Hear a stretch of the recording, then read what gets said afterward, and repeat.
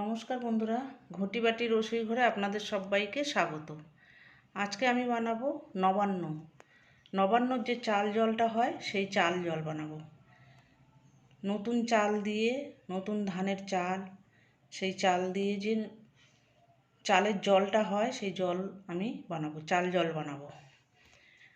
আমি আমার ভগবানকে নিবেদন করব চাল জল বানিয়ে। প্রথমে তাকে আগে নতুন দেবো খেতে, তারপরে আমরা গ্রহণ করব। কিভাবে বানাতে হয় চাল জল দেখুন। এই যে গোবিন্দভোগ চাল, নতুন গোবিন্দভোগ চাল, এই চালটাকে আমি প্রথমে ভিজিয়ে জল ঝরিয়ে নিয়ে এটাকে গুঁড়ো করে নিতে হবে। শিলপাটায়ও করে নিতে পারেন, মিক্সিতেও করে নিতে পারেন। গুঁড়ো করে নিতে হবে, সামান্য একটু একটু দানা থাকবে, বেশি দানা না। আর এই যে এখানে আছে মিল্ক কেক, সঙ্গে আমি একটু মিল্ক কেক দেবো। মোয়া, জয়নগরের মোয়া, এটাও নতুন, জয়নগরের মোয়া দেবো। নারকেল, নারকেল এটা আমার গাছের ফ্রেশ নারকেল। আর আছে নতুন গুড়, পাটালি গুড়, নতুন আদা, কাজু, কিশমিশ, আর লাগবে একটু খই। এই দিয়ে আমি বানাবো চাল জল। দেখুন আমি কিভাবে করছি। এই দেখুন বন্ধুরা, নারকেল কোড়ানো হচ্ছে। এই দেখুন কত ডাব নারকেল।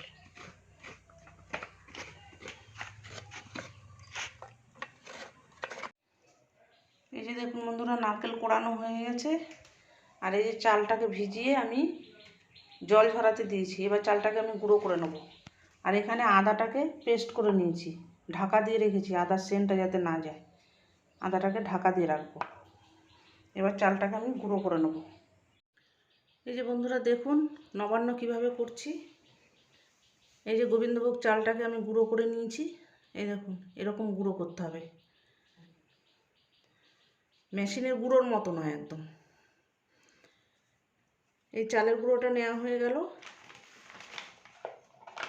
এবার এই আদা, মেন হচ্ছে আদাটা, নতুন আদা। নবান্ন অ্যাকচুয়ালি সব কিছু নতুন দিয়েই করতে হয়। আদাটাকে চালের গুঁড়ো দিয়ে ঢাকা দিয়ে রাখি, না তো সেন্ট বেরিয়ে যাবে। নারকেল কোড়া, এই যে নারকেল কোড়া, গাছের ফ্রেশ নারকেল দেব। একটু মোয়া, জয়নগরের মোয়া, নতুন মোয়া। মিল্ক কেক, খোয়া ক্ষীরও দিতে পারেন এখানে। মিল্ক কেক আগে তো এত আমাদের মা করতো, তখন দেখতাম চাল, এই চালের গুঁড়ো, নারকেল, খই আর একটু নতুন পাটালি গুড়, এই দিয়েই করতো। এখন আমরা সমস্ত কিছু পাই, ওই জন্য একটু আর একটু টেস্টি করার জন্য একটু মিল্ক কেক দিয়ে দিলাম। এবার দেব সামান্য একটুখানি, যেহেতু মিল্ক কেক দেওয়া আছে, সামান্য নারকেল দেওয়া আছে। এবার দিয়ে দেবো এই যে নতুন পাটালি গুড়, একটু কুড়িয়ে নিয়ে দিয়ে দেবো গ্রেটারে করে। অল্প, বেশি মিষ্টি করবেন না, একটা ব্যালেন্স মিষ্টি করবেন। খুব বেশি খ্যাটকানো মিষ্টি হয়ে গেলে ভালো লাগে না খেতে। মিল্ক কেক যেহেতু দেওয়া আছে ওই জন্য আমি এইটুকু পরিমাণ দিলাম। এবার এটাকে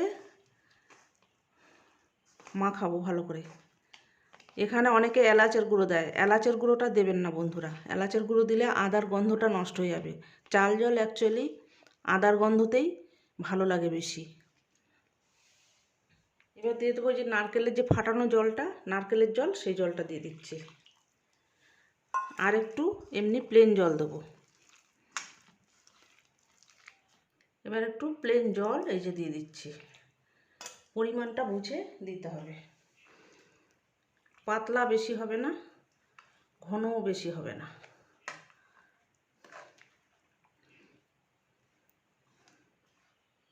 এই জলই ঠিক আছে, আর জল লাগবে না। এবার দিয়ে দেবো একটু কাজু, আর একটু দিয়ে দেবো কিশমিশ। যত টেস্টি বানাবেন তত টেস্টি হবে, তবে এলাচের গুঁড়োটা অ্যাভয়েড করে যাবেন। এলাচের গুঁড়ো দিলে চালের জলের স্বাদটাও নষ্ট হয়ে যাবে। আদার গন্ধটাই রাখবেন।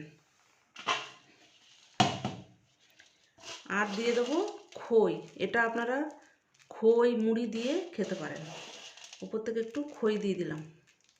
এই আমার রেডি হয়ে গেল নবান্ন চাল জল। এবার আমি আমার ভগবানকে নিবেদন করব, তারপর আমরা গ্রহণ করব।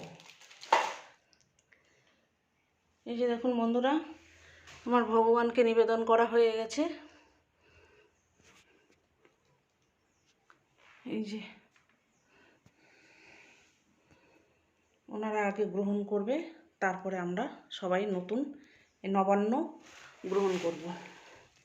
এইভাবে আপনারা বাড়িতে বানাবেন। আগে আমরা দেখতাম আমাদের মা ছোটোবেলায় সব কিছু সবজি মাছ সব নতুন নিয়ে এসে তারপরে রান্নাবান্না করে বাইরে উঠোনে সব লম্বা করে লাইন দিয়ে বসে সবাই মিলে এই নবান্ন উৎসব পালন করতাম।